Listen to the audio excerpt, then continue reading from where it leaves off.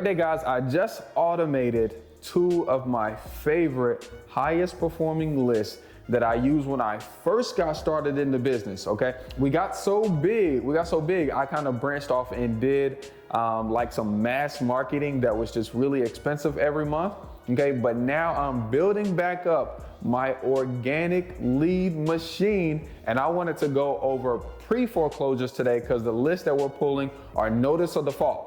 So if you're going down to the courthouse getting free list from your courthouse of people who are behind on their mortgages or have defaulted on their taxes, I'm gonna share with you all of the lists that we pull from the courthouse in order to compile your pre-foreclosure list, and then also how we're marketing to them and what we're saying to sellers who are in those situations so we can get deals like I'm in right now. Okay, this is a subject to deal that I just closed on maybe like a month ago. What we're saying to those people, okay, how we're finding them, so that way you guys can copy and literally, have a 3-bedroom, 2-bath house, that you took over payments on, that you didn't have to bring any of your own money on, and your mortgage payment's only $650, right? With a fixed interest rate that's paid off in 13 years, okay? I want to show you how to do that in this video.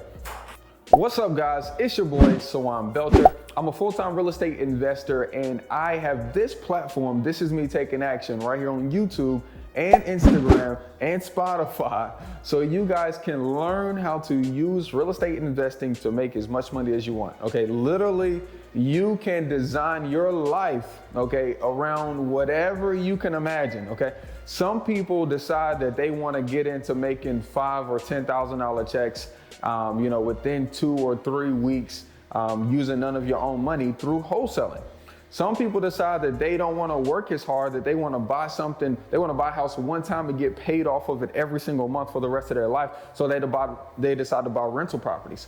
Other people will decide that they want to make large amounts of money, 30, 40, 60, sometimes even $100,000 on one deal by buying houses, fixing them up, and then reselling them on the market to home buyers, okay? You can do any of those things or all of them, okay, including buy houses by taking over payments or having you pay the seller their profits over time without none of your own money. You can do any of those things and make a great living, or do all of them and live like a king, okay? So in this video, I wanted to just explain to you one of the best performing lists that I had when I got started, okay, how I automated it, and then also how we're talking to these people. Okay, so this list is called Notice of Defaults. A lot of people know it as like pre-foreclosure.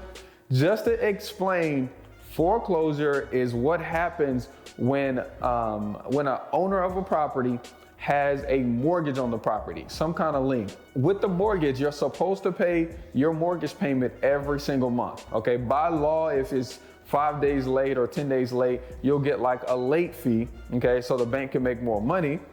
And then typically, if you're late past 90 days, okay, in the state of North Carolina, once you're 90 days late, then the bank, your lender who has a lien on the property, can now submit to the courthouse that they're going to start the pre-foreclosure process, okay? So that's how people get in notice of default. So once they're late, once they're late on their mortgage for the month, typically they get like a late notice.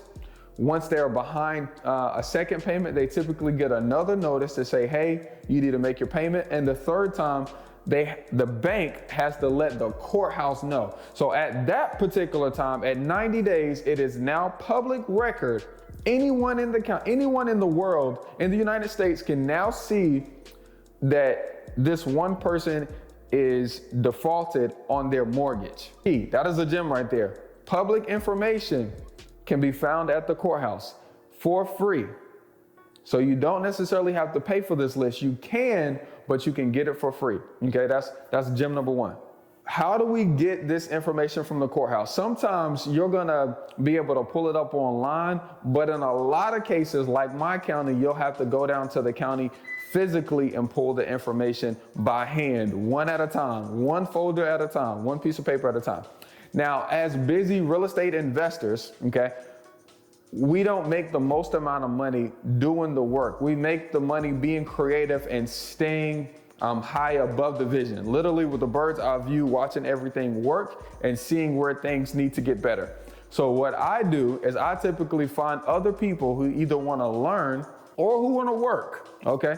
Or they're willing to do both, who can help me out in my business. I can pay them to teach them to do something, and they'll do that for my business consistently. When I first did this, I went over to North Carolina A&T, where I'm from, Aggie Pride, and I went over and I talked to my old advisor in Gibbs Hall, and he said, hey man, I got a great idea to help you with that. I have students who need internships, right? And it's hard to find them internships so they can get credit so they can graduate. I was like, perfect. So I'll have them do this job. I'll give them a grade. They get credit. I don't have to pay them. I get my list. This works out for everybody. So at first I was getting these interns and I would teach them, I would teach them how to pull the documents down at the courthouse. Now since you're not just buying a list, you have to pull out all of these records. I wanted to go over all the different records that I have to pull down at the courthouse with you so you guys can teach somebody else how to do it, okay? So the first one that makes up the pre-foreclosure list, the first thing that you're gonna look for is the actual foreclosures, okay? Foreclosures, once again, is after 90 days of being late, the bank has already notified the homeowner, notified the court that they haven't made their payment. The next step in the process is a court hearing where both a judge, the attorney that's filing the foreclosure for the bank, and the homeowner all meet and they come up with some kind of decision that, hey, I need more time, I'm trying to pay, or hey, I'm trying to sell, this is how I'm going to pay, or hey, I'm not moving out this house, so you better have fun making me do it, okay? At the point where they've agreed and said, hey, this house is gonna go up for auction in North Carolina, there's buyers who can bid on those properties, right? So that's the first piece of information that I get, is I get the bids. The buyers who bid on these properties that are in the foreclosure auction, I get their name, and all the information that comes with it. All the information that comes with it here is I get their business LLC name, I get the amount that they bid it, and then I also get the phone number of the buyer. It's all at the courthouse.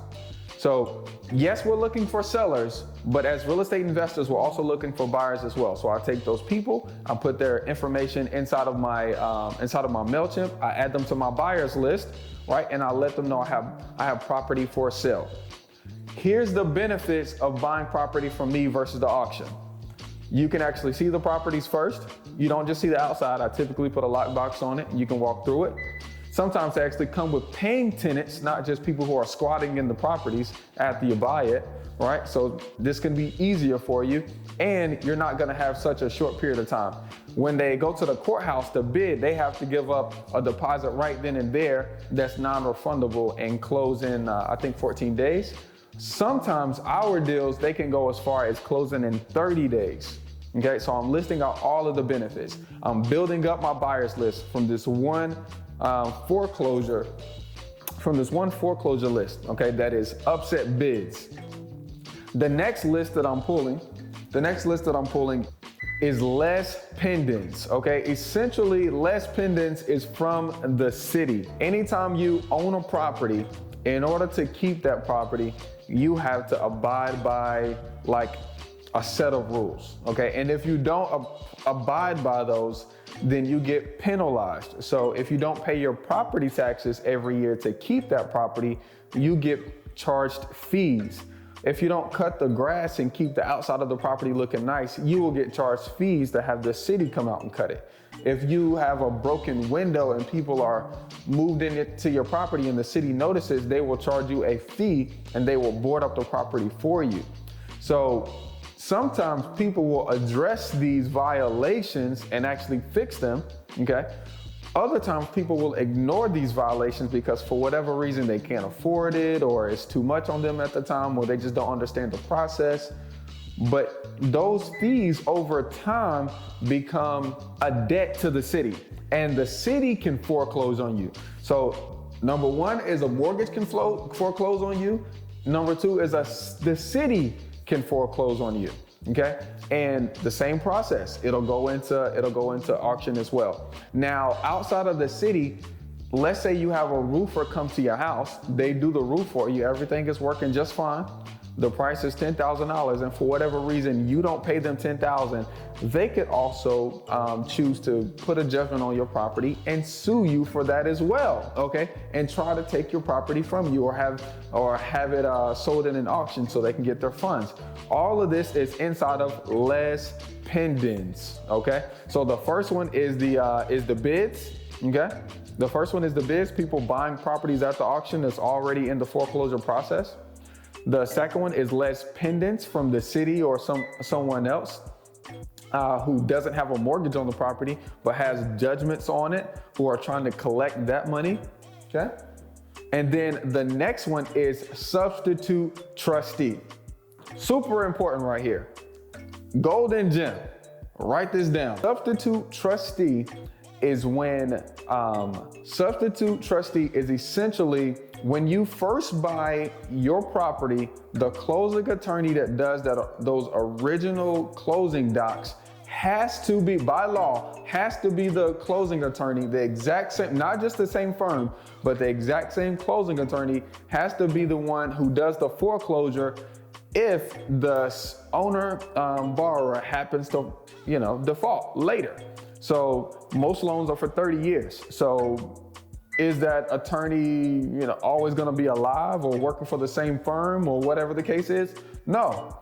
So whenever that person has passed on or doesn't work for the same firm, or the bank can't find that particular attorney, they have to fill out a substitute trustee form and pay the city a fee to transfer the trustee to a different attorney. So when you go down to the courthouse, that's a completely different file as substitute trustee.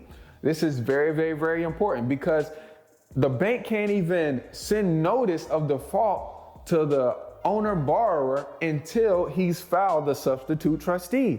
So you will get these pre-foreclosure leads before everyone else. I hope this makes sense. And between those three different categories inside of the courthouse, that's how we make one pre-foreclosure list. I hope that makes sense. When you're going out to the courthouse, remember, you don't just start asking people for a list.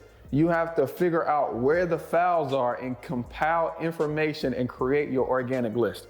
Okay, now let me make this good point. Yes, you have to learn how to do this because remember, we have to learn how to do it and do it consistently, create a process for doing it, and then we can delegate that process. What I do in order to pay for those people to do this for me is I actually sell that list to my students right here in the area. So if you're in the Greensboro Triad area and you happen to be one of my course students, or you're a part of the Facebook program, or you sign up for a one-on-one, if you're local, I will sell that data to them. So essentially I get paid before I even got a deal. Gym around that. Oh my gosh. If you haven't subscribed and liked at this point of the video, you tripping. Okay, go ahead and subscribe and like, because we actually give out this kind of information at least 3 times a week. 3 times a week. And this stuff makes you money, okay? A lot of stuff that we consume does not help us to progress as far as, financially or personal wise. This stuff helps us, progress. So definitely spread the digital currency and subscribe and like, even drop a flame in the comments if you're getting something from this, okay? This is literally how I generate motivated seller leads. That's how I'm doing it right now, okay? That's how I'm doing it right now.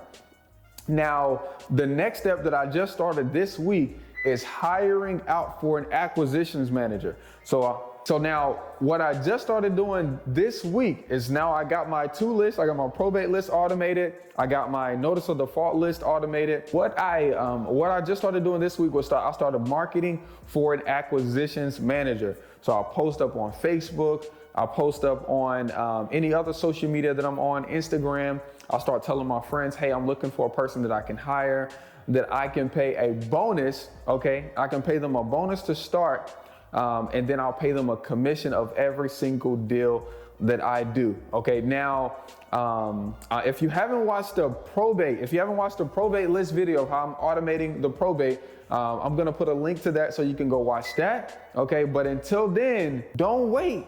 Take action on this. Okay, if you don't have a purchase agreement, so you can take action, thisismetakingaction.com. You just wait there for a second. You can get a free purchase agreement, the exact same one that I use. And I'll see you guys on the next one. Peace, y'all.